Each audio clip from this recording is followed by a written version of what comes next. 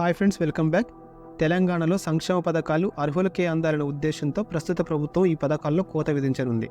అది ఎలా, ఎవరెవరికి ఈ పథకాలు తొలగించబడతాయో తెలుసుకునే ముందు ఈ వీడియో నచ్చితే లైక్ చేసి మీ ఫ్రెండ్స్కి షేర్ చేయండి. ఫ్రెండ్స్, తెలంగాణ ప్రభుత్వం ఇచ్చే సంక్షేమ పథకాలలో ఆసరా పెన్షన్లు ప్రధానమైనవి. తెలంగాణలో 45 లక్షల మందికి ఈ ఆసరా పెన్షన్లు అందుతున్నాయి. ఇందుకు గాను ప్రభుత్వానికి నెలకి 1500 కోట్ల రూపాయలు ఖర్చవుతుంది. అయితే ఈ ఆసరా పెన్షన్లు చాలా చోట్ల అర్హత లేని వారికి కూడా ఇస్తున్నారు.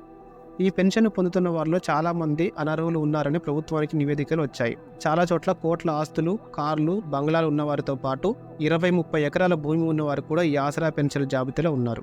ప్రభుత్వ నిబంధనల ప్రకారం 7 ఎకరాల భూమి కంటే ఎక్కువ ఉన్నవారు ఈ ఆసరా పెన్షన్లకు అనర్హులు. ప్రభుత్వ ఉద్యోగం ఉన్నవారి తల్లిదండ్రులు, అలాగే పెద్ద వ్యాపారస్తులు, కారు లేదా అంతకన్నా పెద్ద వాహనం ఉన్నవారు కూడా ఈ ఆసరా పెన్షన్లకు అనర్హులు అనే ప్రభుత్వ నిబంధనలు చెబుతున్నాయి.